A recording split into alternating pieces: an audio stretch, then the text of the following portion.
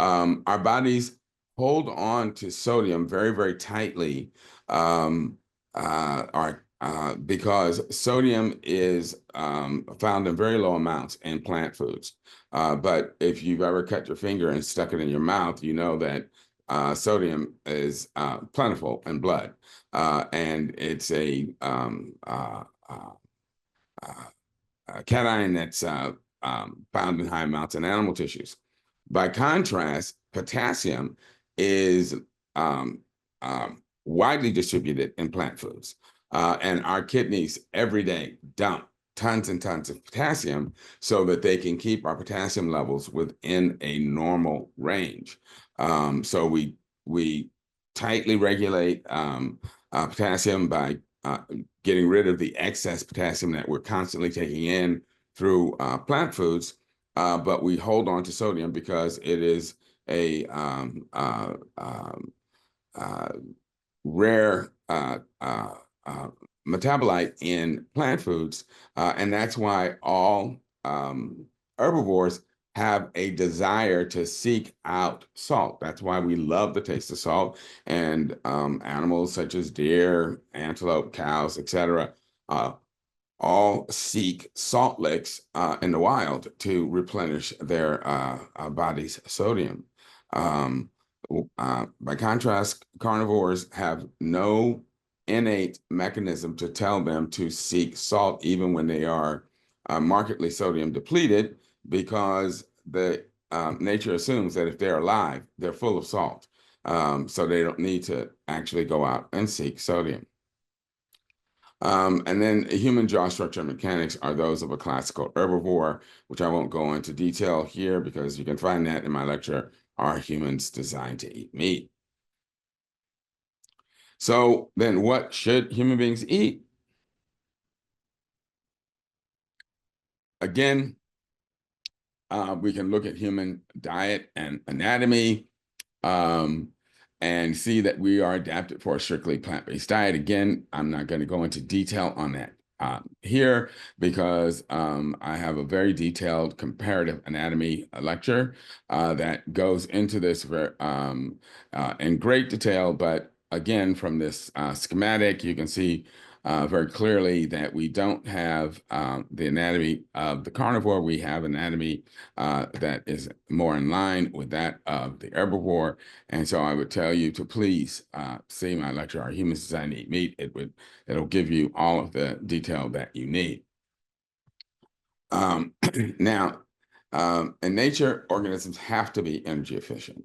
Troglobites are animals that have completely adapted to cave life. And in a very short period of time, these creatures, they lose their eyes and become blind. They also lose pigmentation and have no coloration because there's no light in these caves, so there's no reason for them to have melanin or eyes. And in a competitive environment, organisms can't afford to expend energy on unneeded biological processes and machinery because nature's dictum is use it or lose it. Therefore, as humans, we would not retain the biological machinery to process plant foods if we didn't need it.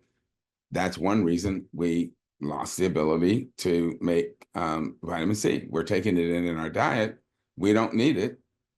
Therefore, we don't need to waste energy making it. And we can see from human history that biological adaptation is relatively swift because in Northern European countries where they began to practice the process of using cow's milk and other mammalian milks for energy, they quickly adapted to be able to continue to digest the enzyme, the milk sugar lactose. Most human beings, and in fact, most mammals, stop making the enzyme that digests lactose after they're weaned. However, in those countries where they invented the practice of dairying to provide calories that help them survive winter months when plant foods weren't available, they quickly adapted to retain the ability to digest lactose. And that process only took about 3,000 to 5,000 years. So in again, a very short period of time, the majority of Northern Europeans retain the ability to digest lactose, whereas the rest of humanity continues to remain lactose intolerant. So again, if humans, the majority of humans had become dependent on meat and animal tissues, there would have been some signs of adaptation over time. And although there is the adaptation to digest lactose, there still isn't any adaptation to make the ingestion of cow's milk any less dangerous in terms of its fat content, its protein profile, and so forth. And so while it may have helped these populations get through winter months and survive long enough to reproduce, it did nothing to reduce the risk of long-term damage to their health profile and the metabolic consequences of consuming another species milk that come when people consume dairy. So vitamin C metabolism shows our body stop wasting energy, making the essential enzyme cofactor because it was supplied in our diet. Omega-3 metabolism shows that we retain the enzyme to actually elongate plant-sourced 18-carbon omega-3s into EPA and DHA, unlike carnivores, which have to ingest the preformed variety. And although some of us became lactase persisters for extra energy, we have not adapted to ingesting animal fat and protein without becoming ill. So the fact is, because of our animal food-centered diets, we are getting sicker and we're dying sooner. As countries around the globe industrialize and westernize their diets with more animal and processed foods, it correlates with increases in allergies, autoimmune and chronic diseases, and increased prevalence of psychiatric disorders like depression, anxiety, and violent behavior. And that's actually one of the things that I found most intriguing and profound, is that when we look at nations like China and other places that had traditionally consumed a more plant-centered diet that are rapidly industrializing, that not only are we seeing the expected increases in heart disease, cancers, diabetes, and so forth, but we're also seeing a concomitant rise in depression, anxiety, violent behavior, that there is this corresponding increase in psychiatric disturbances that follows the rise in chronic disease. So it's not just the impact on our metabolic parameters, but it also affects our psychiatric profile. Asthma also increased tenfold in Western countries from 1960 to 2000, which again followed a rise in the ingestion of processed foods, dairy foods, and fast foods since the 1950s. Type 1 diabetes, multiple sclerosis, and Crohn's disease have increased over 300% in Western countries. Again, following a rise in per capita increase in dairy products and fast foods. The prevalence of type 1 and type 2 diabetes will increase by a projected 54% to over 54.9 million Americans between 2015 and 2030, and annual diabetes deaths will also increase by more than 38%. Breast cancer rates have increased 8% in women less than 40 years old over the past 10 years. Colon cancer rates increased by 9% in people less than 55 years old between 1995 and 2015. Colorectal cancer rates continue to increase 2% per year since the 1990s. And again, when you look at data showing consumption of fast foods and processed foods, these things have continually increased. They are being eaten at younger and younger ages because instead of children eating a breakfast at home and grain-based breakfast cereals, they're now getting their breakfast at fast foods restaurants, and they're being based on these, breakfast sausage, high-fat sandwiches, and so their digestive tracts are being exposed at earlier and earlier ages to high-fat, high-meat, high-dairy products. So what we're seeing is that all of the major causes of death, disease and death in Western countries result from our animal food-centered diet. They are literally plagues of our own making. Heart disease, cancers, diabetes, asthma, obesity, strokes, autoimmune diseases, and dementias are largely preventable on a plant-based diet. So let's look at the U.S. RDAs. RDA stands for recommended daily allowances. Where did we and how did we end up with these values? Well, the RDAs are based on what are called the EAR, or estimated average requirement for Americans. So again, the recommended daily allowance is based on the estimated average requirement. And what is the estimated average requirement? Well, that is what is considered the mean requirement or median requirement for 50% of the population. So the government estimates the amount of a particular nutrient that will meet the needs of 50% of the American population. And then it moves the needle, if you will, 2 standard deviations to the right of that, so that you will end up with a recommended amount that it estimates will meet the needs of 97.5% of the population. So in other words, the RDAs are a deliberate overestimation of the needs of any given individual in an effort to make sure that they are covering the needs of 97.5% of the US population. So again, I guess I just covered all that.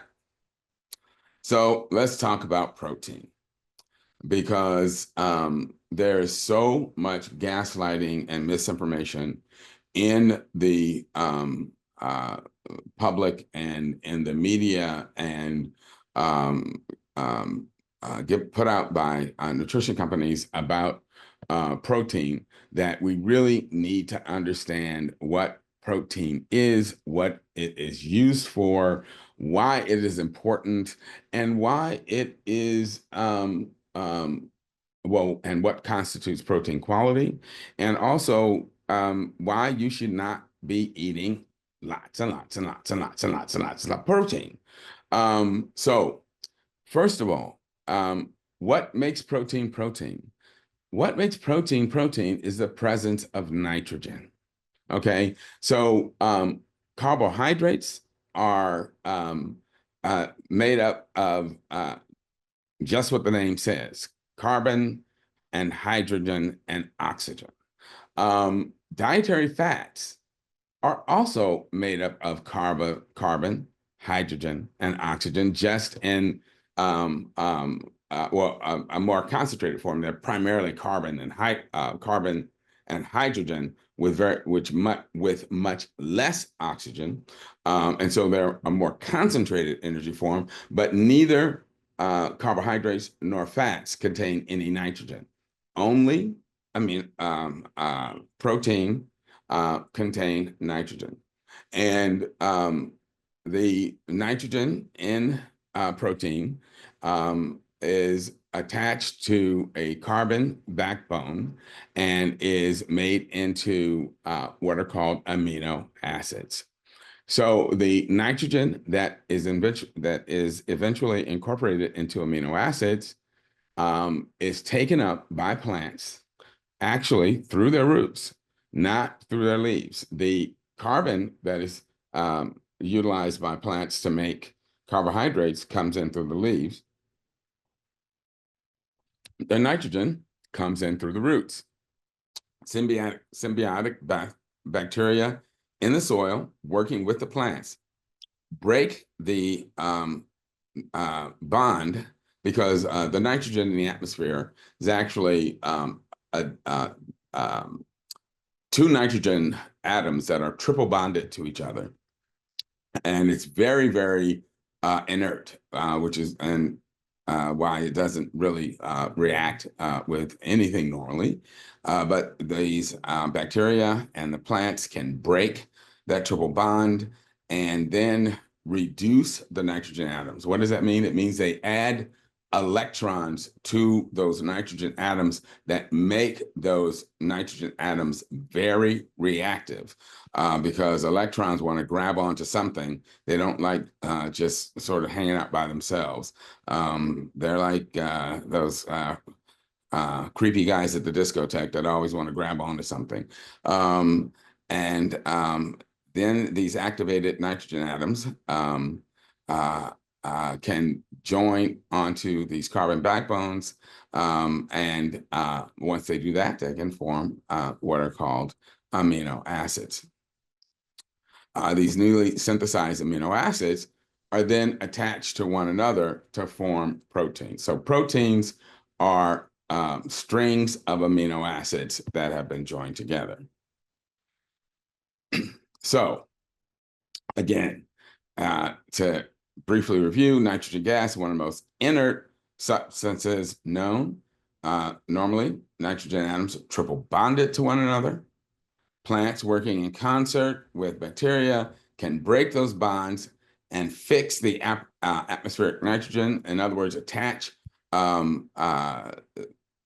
electrons to it to make those nitrogen atoms reactive and convert it into a form that can then be attached to the carbon backbone. So you see the green, you have the amino group containing the nitrogen atom, which now is bonded to two hydrogen atoms and then attached to the carbon atom.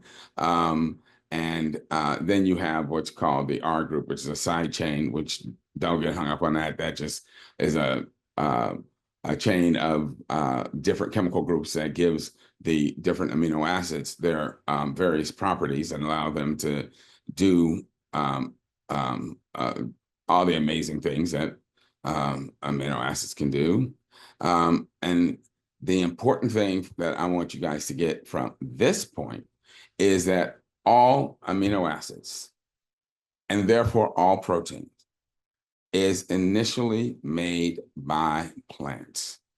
Okay? I mean, if there's a mantra you need to repeat every day, every night, when you go to bed at night, when you wake up in the morning, all amino acids and all protein is initially made by plants. No animal on this earth can make protein de novo. And if all of the plants died on this planet, all life would eventually be extinguished, because animals cannot make new protein by themselves. So that means all animal protein is actually nothing but recycled plant protein. Okay, all animal protein is recycled plant protein. Now, the next super important point. For years, people thought plant proteins were, quote, incomplete, that they didn't have all of the necessary amino acids that we need for life. And that is not true. All plant proteins are complete proteins. You do not need to have a chemistry set to combine one type of plant protein with another type of plant protein to make sure that you're getting enough of this or enough of that. All plant proteins are complete proteins, okay? So just get that through your skull. All plant proteins are complete proteins. And as long as you are taking in enough calories for your body weight and activity level, you and depending on and eating nothing but plant proteins, you will get enough proteins to survive. Oh my gosh, I'm sorry. I hit the wrong button. Forgive me for that. We'll have to race through this, get back where we were. That little thing scrolling at the bottom just says, same thing about essential amino acids, that all essential amino acids are initially made by plants as well. All right. Amino acids and proteins are like the alphabet in the Library of Congress. Well, what does that mean?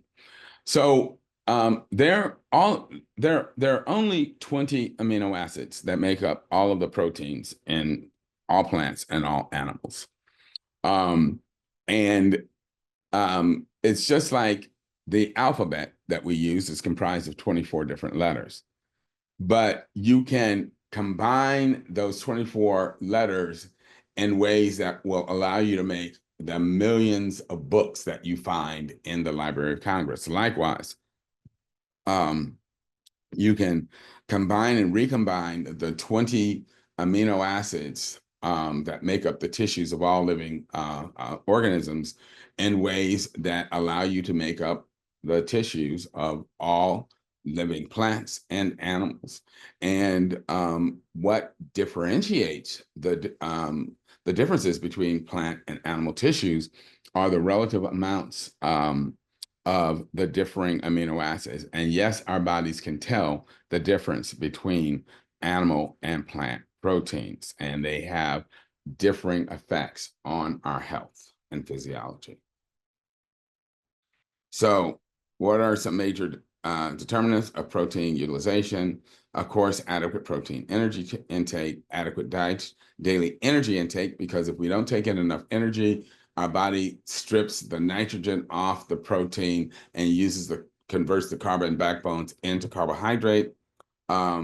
Adequate intake of your essential amino acids over a 24 to 48 hour period. As I said before, protein complementing is not necessary, and exercise will improve the efficiency of protein utilization. Fact is, most Americans, including vegetarians and vegans, get 1.5 to 2 grams of per kilogram of protein per day. You actually only need about 0.7 grams per kilogram per day. So even vegetarians and vegans are getting 1.5 to 2 times as much protein as they need per day. So you have a built-in safety measure. And on average, people who follow plant-based diets get 70% more protein than they need every day. So even if you're working out, you still don't need to eat excess protein because you already have a built-in safety measure. Proteins cannot be stored. They cannot be burned for energy. So all protein not used as protein is converted into carbohydrate and stored as glycogen. Fat, gluconeogenesis is the process of making using protein to make new carbohydrate. Nitrogen and sulfur components of the amino acids are removed, and the carbon backbones are used to make new sugars or carbohydrate. The nitrogen is processed into urea because nitrogen cannot hang out in an aqueous or water-based solution because it will turn it into ammonia which will poison you. So it has to be converted into urea in the liver and then excreted. And the sulfur can't hang out because it turns into sulfurous acid, not sulfuric, sulfurous, but it still is an acid. And if it's not excreted by the kidneys, it'll leach calcium from your bones. Both urea and the organic acids have to be gotten out of the body before they cause damage. And our kidneys have a limited ability to concentrate urine. Therefore, this high protein diets can dehydrate our bodies. Carnivores have a much greater ability to concentrate their urine without losing water, unlike us. Carnivores are able to conserve water in high protein diets. Therefore, they're able to excrete the excess organic acids without losing their calcium and without damaging their skeletons. So how much protein is enough? And this is the craziness, the kind of questions that I get.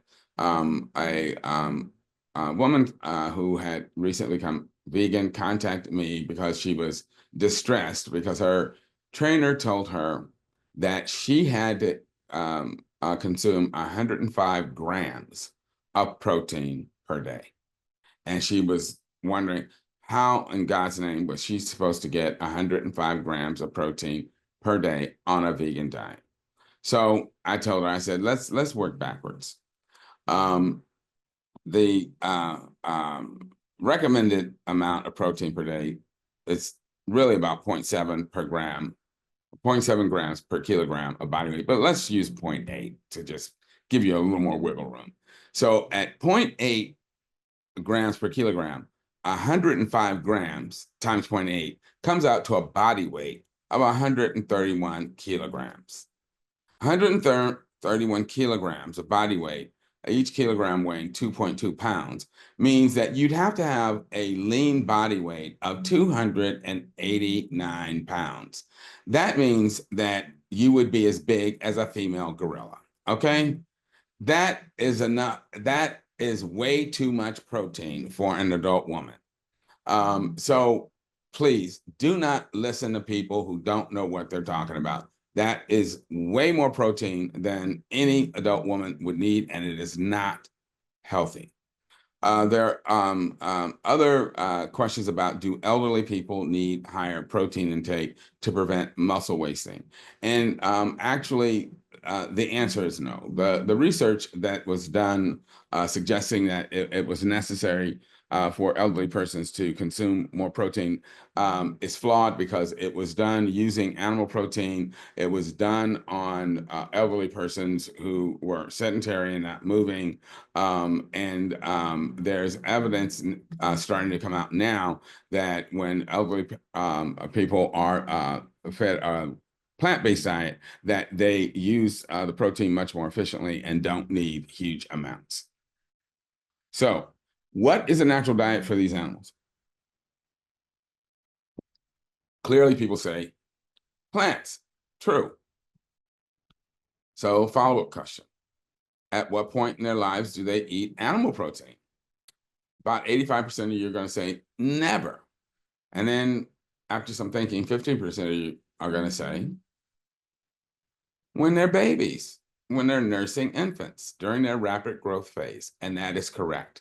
And what that means is that for plant-based animals, animal protein is a potent growth stimulant. And that is important because it means that every time your body sees animal protein, it interprets it as a signal to grow. But your adult cells should not be trying to grow. Early nutrition researchers discovered animal proteins had higher percentages of essential amino acids when compared to compared to plant proteins, and they assumed the higher essential amino acid content meant animal proteins were more bioavailable and therefore of, quote, higher quality. You know, more is always better, right? Researchers also assumed the closer the animal, the amino acid composition of any protein was to human tissue, the better the quality of that protein. Well, that's idiotic because taken to its logical conclusion, that is a de facto argument for cannibalism. And that's how they came to the conclusion that the egg was the highest quality of protein, the highest quality protein source, because it had, quote, of the foods commonly eaten, it had the closest composition to human tissues. Well, it's like if the goal is to eat something with the closest composition to my own tissues, why should I waste my time eating eggs? I should eat the person sitting next to me. For herbivorous mammals, animal protein serves as a potent growth signal and growth stimulant. Animal protein turns on growth genes. These are called mTOR genes, and increases the level of growth hormones. As that animal protein passes through our liver, it causes the liver to start secreting a hormone called IGF-1.